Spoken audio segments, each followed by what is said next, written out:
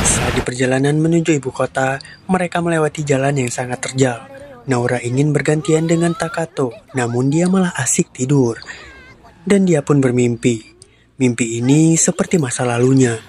Diceritakan seorang wanita yang bernama Asaka Takato ditugaskan untuk membimbing master buatan dari Institut Penelitian Makhluk Hidup tingkat tinggi yang telah melakukan eksperimen terhadap makhluk hidup. Lalu mereka jalan melalui lorong kitab yang berfungsi sebagai penenang, hanya mempan untuk beberapa orang saja. Asaka ditugaskan untuk mengurus subjek percobaan yang diberi codename Alpha Omega. Diketahui bahwa Alpha Omega bisa membunuh semua objek yang dia inginkan. Mendengar itu, Asaka pun terkejut dan tak ingin melakukannya, namun dia tak punya pilihan lain. Tugasnya adalah untuk membimbing Alpha Omega agar tidak membahayakan umat manusia. Dirinya juga adalah seorang pengajar, jadi wajar saja kalau Asaka lah yang terpilih.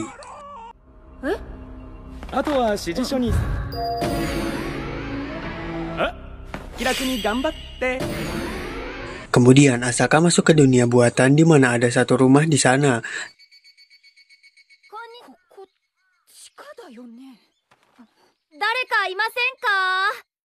Dan di saat dia masuk, dia melihat seorang anak kecil. Asaka pun membawanya keluar dan menyuruhnya untuk bermain daripada terkurung di dalam rumah.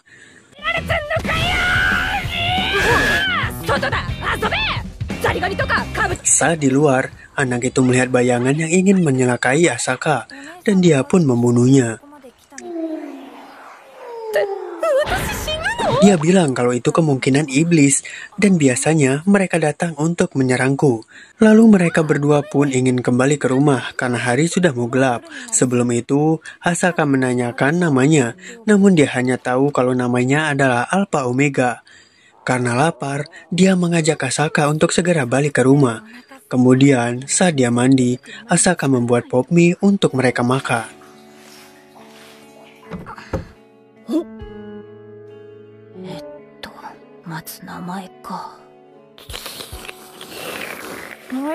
Asaka memberikan nama kepada Alpha Omega itu menjadi Yogiri. Lalu dia menginginkan nama belakangnya Takato. Sehingga sejak saat itulah namanya berubah menjadi Takato Yogiri.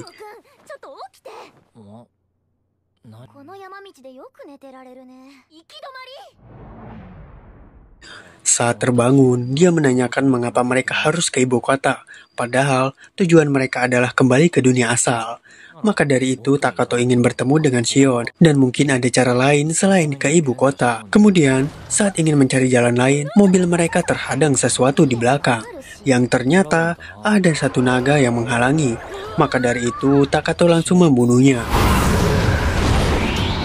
Akan tetapi terlihat puluhan naga yang sedang bertebangan menuju arah mereka. Namun cukup mudah bagi Takato untuk membunuh semua naga itu.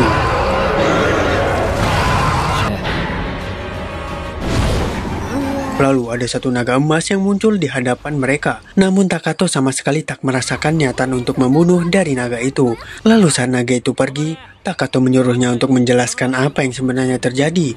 Kalau tidak, dia akan membuat naga itu seperti yang lainnya.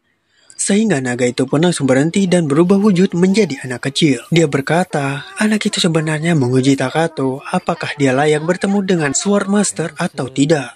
Sword Master sendiri lebih tinggi daripada Sage. Dia menyangka kalau Takato ingin bertemu dengan Sword Master. Namun yang sebenarnya terjadi adalah mereka hanya lewat situ karena ingin pergi ke ibu kota. Sehingga mereka pun segera kembali ingin melanjutkan perjalanan. Namun dihalau oleh anak itu. Dan dia memohon kepada mereka untuk ikut dengannya. Karena sang swordsman menugaskan kepadanya untuk mencari kandidat yang sangat kuat. Sebagai imbalannya, dia akan menunjukkan jalan untuk ke ibu kota. Mendengar itu, mereka yang sudah tersesat akibat ada batu yang menghalanginya pun mau ikut dengannya. Singkat cerita, mereka sampai ke tempat pengujian.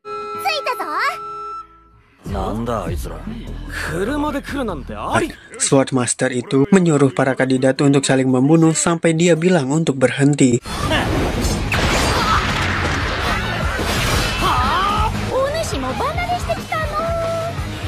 Saat ada yang ingin menyerang Takato dan Naura, seorang prajurit membantu mereka.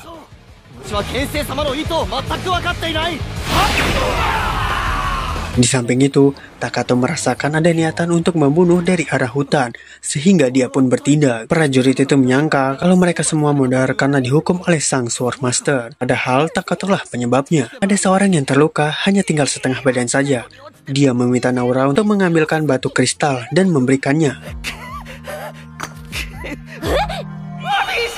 Seketika, orang itu pulih kembali tanpa luka sedikit pun. Kemudian mereka pun melanjutkan perjalanan ke tempat yang sebenarnya. Sebelum itu, Attila memohon kepada mereka berdua untuk ikut dalam ujian menjadi Knight King. Dengan begitu, Attila bisa menjadi pengikut mereka. Prajurit itu bernama Rick, sedangkan orang tadi bernama Linil. Dia datang ke sana karena diajak temannya.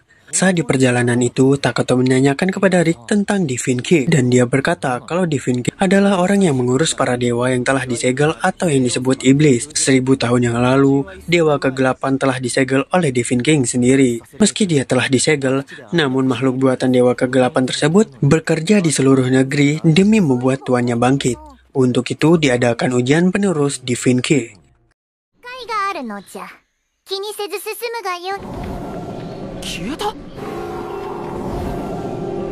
Setelah sampai di tempat, Moki-Moki merasakan dengan udara beracun atau miasma yang ada di daerah sana. Namun, itu tak berpengaruh kepada Takato dan Rick, tapi itu membuat Linil muntah. Kemudian setelah menanyakan Takato, mendadak miasma itu menghilang begitu saja. Lalu mereka dibawa menuju menara dan naik ke atas melalui lift.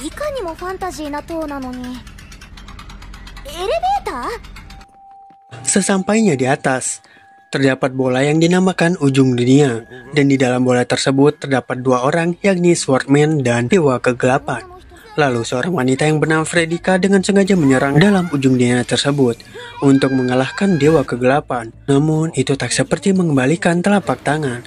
Serangannya tersebut menghilang karena ada perbedaan ruang dan waktu.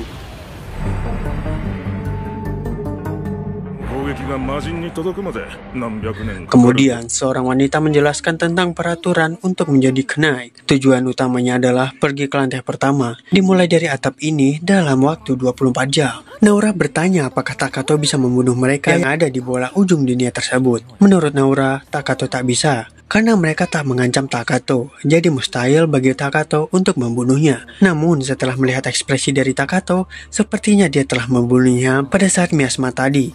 Dan bersambung. Sampai jumpa lagi di episode selanjutnya. Bye-bye.